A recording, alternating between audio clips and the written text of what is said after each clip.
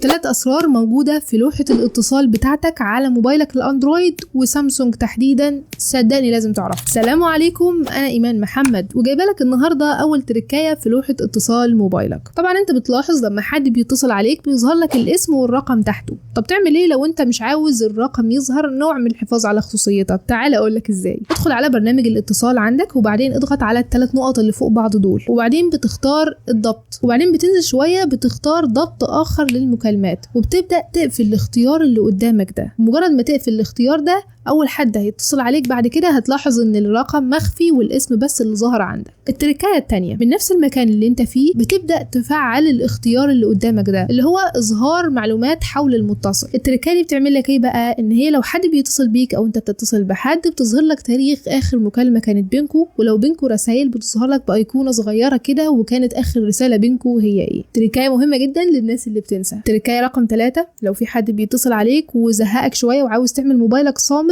بدون ما تلمس الشاشة، تعال اقول لك ازاي. ادخل على الاعدادات وبعدين الاعدادات المتقدمة وبعدين الحركات والايماءات. بعد ما تدخل عليها ابدأ فعل الاختيار ده. الاختيار ده بيخليك اي حد بيرن عليك او بيجي لك اشعارات بمجرد ما تقلب الموبايل على وشه الموبايل بيعمل صامت او بتحول المكالمة دي من الرنة للصامت. تركات جامدة جدا ولسه في غيرها كتير قوي. تابعني عشان يوصلك كل الجديد اول باول، واعمل لايك للفيديو ده واضغط على علامة الحفظ لانك هتحتاج ترجع للفيديو مرة تانية.